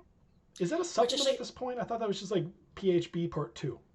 I mean, it might as well be. I think that Xanathar's Guide to Everything is absolutely a fantastic resource for name generation. They have several pages of names from different cultures, both real life and also fantasy, that you can just sometimes if I'm like, oh, I'm going to be making a character from roughly this region, I'll just skim the list and pick the name that sounds best to me, or you can roll for it. It also has a section on building character backgrounds, so you can like consult different ideas or roll on tables if you're really indecisive. And that's just like, it's character generation made super easy. It's wonderful. I love it. Yes. Another place I often written names from is books. So I'll be reading a book, and a character name that like I really like in that book is going to go right next to my next D&D character. Zatara is actually a reference to a film adaptation of The Count of Monte Cristo. And Which adaptation? Because I've seen a couple, and one of them it's is really the good. The rest are garbage. it's the one with Jim Caviezel and Guy Pearce, Yeah, okay. Is that which the one with is the big balloon that they like fly in oh as yeah yeah his? yeah. Yeah, yeah, yeah. I love that Oh, adaptation. oh, I so love good. that movie so much. But there's actually the bit where he escapes from prison Mhm. and he washes up on shore and is kind rescued by the pirates. And so they name him Zatara because it means driftwood. Yeah, yeah, I forgot that. Um, and so I like that movie so much. I decided to make a character. Also, Prym is also a character in another book that I read recently. Um, Fall by Neil Stephenson. So Yeah, so our client here is just actually kicked out of good. We have to go pretty deep in the prose edda because Tolkien used every name in the first half. Yeah, if you're playing a Tolkien esque race and you want to do it with play as steering into that, take out the Cimmerillion. mm-hmm. Most people are not familiar with the names in that because it's a phone book. It reads like it's an encyclopedia. It's a horrible read. I love it, but it's so bad. But it has a lot of information about the world. So if you want to do something and you're too lazy to actually try to figure out what, or you don't care enough, or you just don't want to figure out a unique name, go slightly into the weird diggings, the deep riffs of an established lore that you like, and pull something that isn't instantly recognizable. It's still just as canon of a name. I know that Prym mentioned that she doesn't like using internet resources on that. I do. When I ran when I came up with the name for Darkromach, the owl familiar that I have, I just went and typed in like Abyssal Fiend or Demon Name or something like that, and just hit the search button like 14 times. So I got a string of characters I could actually pronounce. Like that works.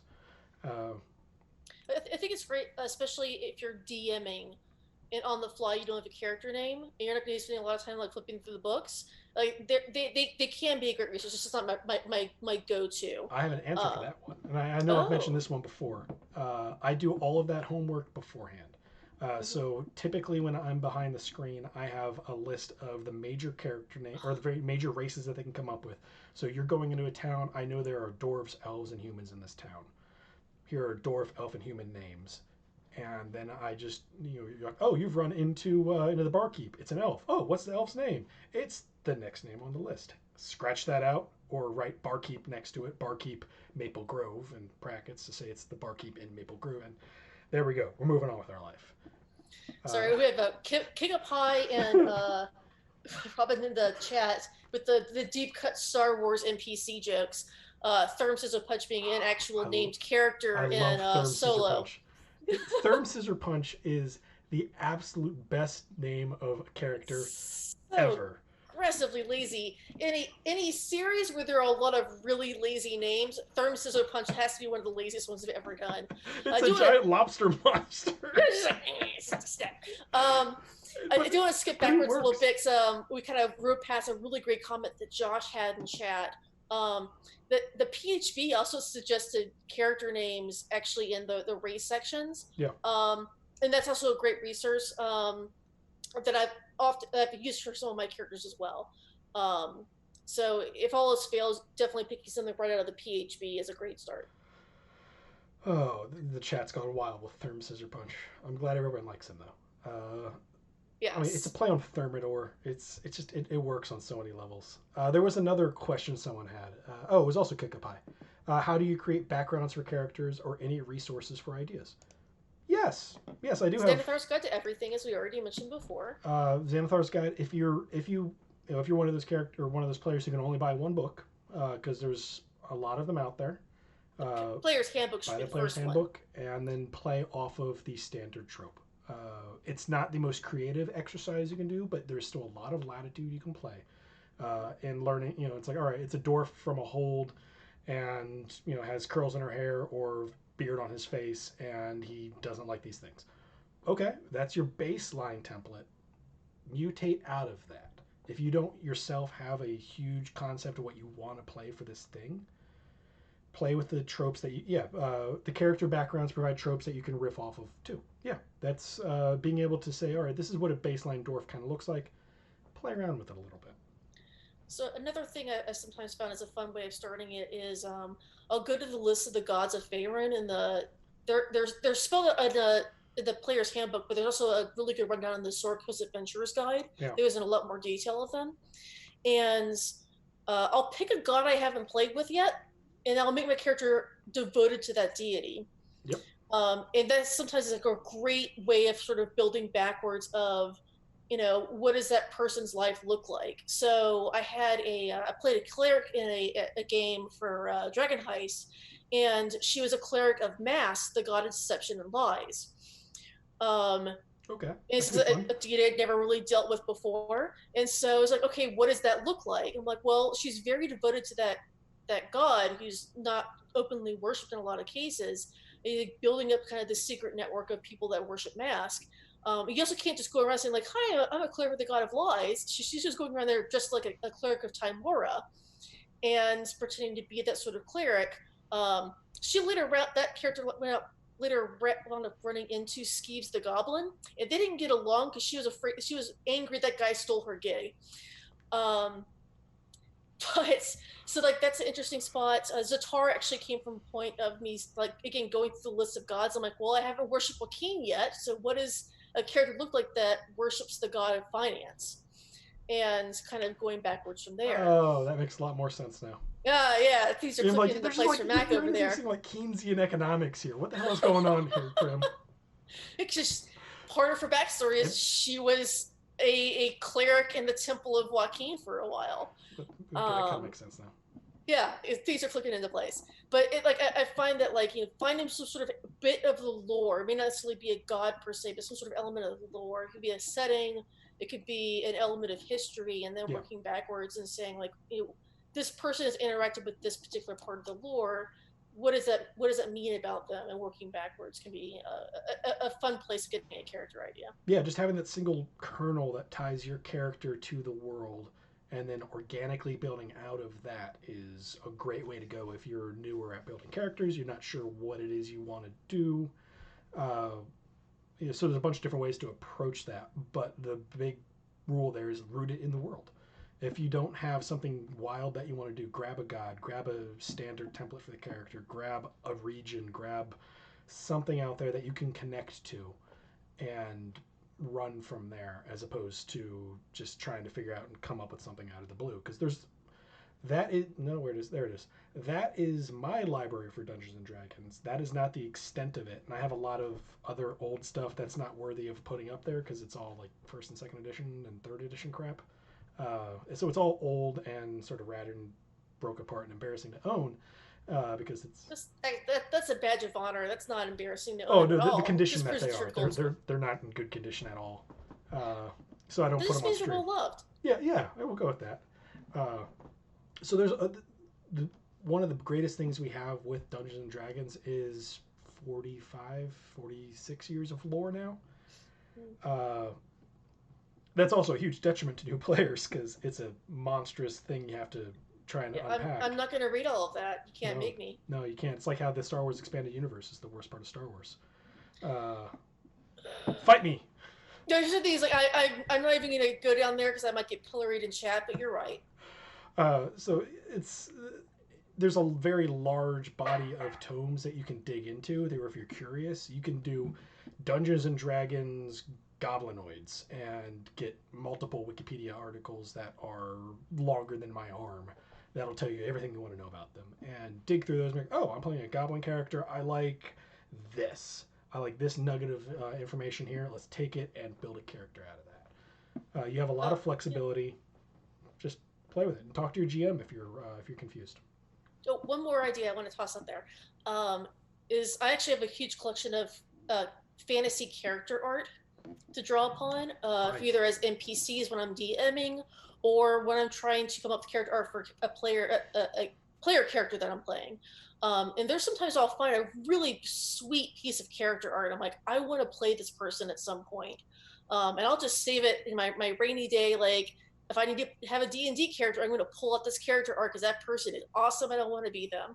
I found a piece of art for a parrot monk person. Oh, Uh, this, yeah. yeah, like over a year ago, and I'm like, that art is amazing. Um, I'm gonna play a parrot monk at some point, and I've actually started doing that in my Tuesday group.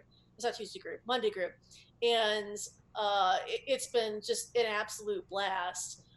So that's a great sometimes place where you like find a really compelling piece of art and then you work backwards, like who is this person? I want to know more, and then you play that person. Yeah, and Pawn just kicked out the if you're a new player, please don't pick races or classes that are homebrew you found online. Oh God, no. Yeah, no, don't do that.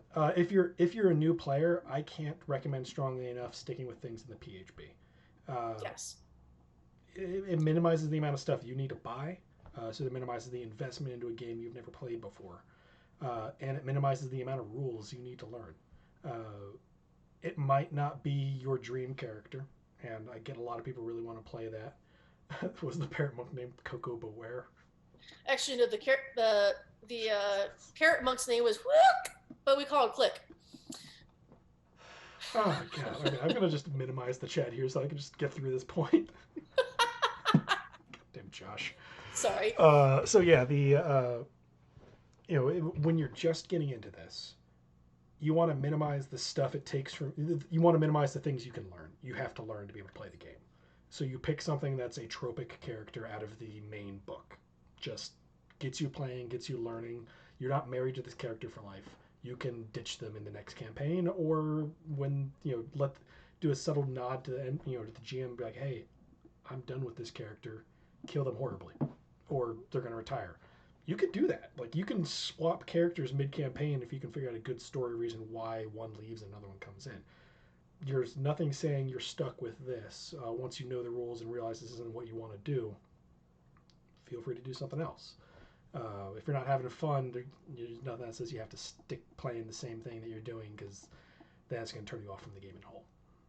And also, like, if you're a new player, have an experienced player, the DM, help you draw up your first character, because it as I said before, like the PHB can be kind of intimidating since it is basically a rule book that's kind of huge.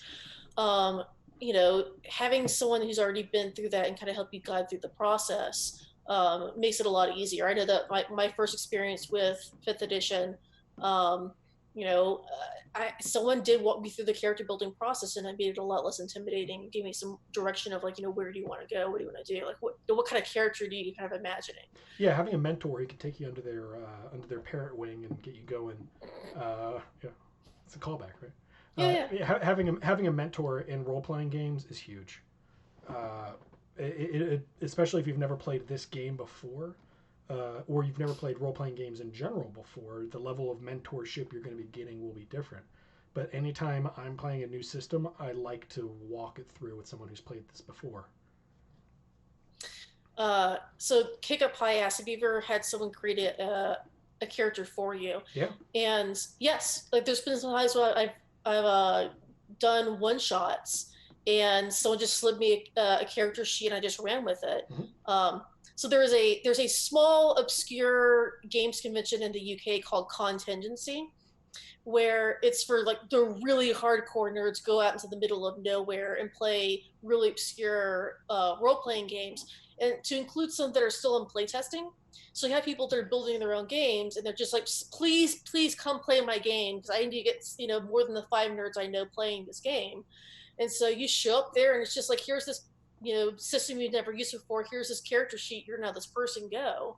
Yep. And there's something to be said of like there's fun about that. It being like, oh well, apparently I'm a neutral evil artificer. I guess I'm steampunk artificer now that's out to screw over the world, and you just kind of roll with it. Like, yeah, for sure. Like I'll 100% twirl my mustache in that game. So it is a way you can do that. We've also had games where somebody like was bringing their significant other that never played D&D before, and so the DM kind of slides. You're now a champion fighter. If you roll 19 or 20, that's great. And kind of keeping it really simple for new players can also be a good option, especially if it's not going to be a long, prolonged campaign. Yeah, and Pawn just kicked out. Don't be afraid to ask for help. You might not need to have someone build the entire character for you. You might. It really does depend on your level of comfort and experience with doing math, because This isn't a game, guys. It's just math. Math. Mhm. So being able to build out all that stuff, it can be intimidating if you're not used to it. Ask for help. Ask someone to do it for you if you need to. Either way, give them some feedback on the way. If someone's building a character for you, and you have the time to pre-build that character, let them know something that you kind of were interested in doing, and they might be able to run with that. It's like, because if they want, if you are vaguely interested in swinging a sword, and they don't know that, and they'll write you a wizard, and you won't have as great of a time as you're expecting. You might, but it's not the time you're looking for. Yeah, so ask for help, Oh, talk to your yeah. DM. Yeah. On a related point, the D&D character creator is your friend, is it will absolutely hold your hand through the entire process. Oh, D&D And Beyond, right? yeah, D&D Beyond. Um, it'll do the math for you. It'll make sure that you cannot possibly screw it up. It makes it very, very simple. There were a So that couple glitches in there that I've seen, but they get patched pretty quickly. yeah, it's not always perfect, but it's 99% of the way there, and I find uh you're a lot less likely to make mistakes in the D&D Beyond character generator than it is on paper. Yes. I know that when I was playing a bard and I didn't really feel understand the skill system, I made a lot of mistakes the first few times out with that character because I didn't fully understand the whole process, and that would not have happened if I was using D&D Beyond at the time. Yeah, that's. Or I'm just reading. Thank you so much, guys, in the chat. We're doing this in Aww. part because we like just saying things, but we also do want to be helpful to other players and DMs and new players and people who are thinking about it because that's wow, it's getting weird in there now. So yeah, it's exactly that. If you've never built something before or built a character before, go into D&D Beyond, build your character that you want if that's where you're semi comfortable. Still have your DM or another player check your work. At that point, if you have more questions on this topic or any other, please join us in our Discord. We are always happy to answer questions for people. There's like a really great community there, and I cannot recommend it enough. It's a great place to sort of share D&D content and other role-playing game content, Yeah. and ask questions and have conversations. Because I know we had a robust conversation talking about what we'll be talking about tonight Yeah. on the Discord, and we basically have really good conversations in this vein on a daily basis there. Yeah. Yeah. So if we hope to see you in the Discord, I just threw the link in the chat again. Check us out there. Otherwise, if you're sticking around, tomorrow night the Velkin Weave is coming back. They're getting on their next leg of their exciting adventure, and then Thursday night is Whiskey, Magic, and Destruction. Both Prym and I are on there. Next Monday, we're hoping to be able to have another That Minis Paint show, but maybe. And then we're going to be back again on Tuesday with another episode of this, where we're going to be teaching you how to play role-playing games through the internet. So that should be a fun one. And if there's anything you guys have questions about, any topics that you want to cover, because while I do have a list of them, we're rapidly digging through them much faster than I was expecting to.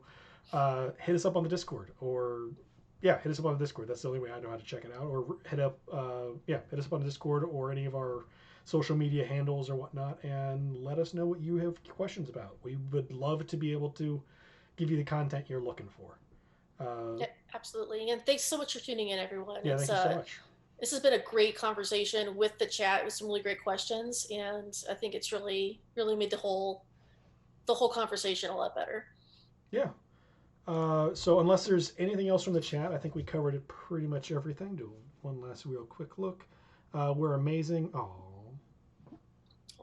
Thank you, Reed.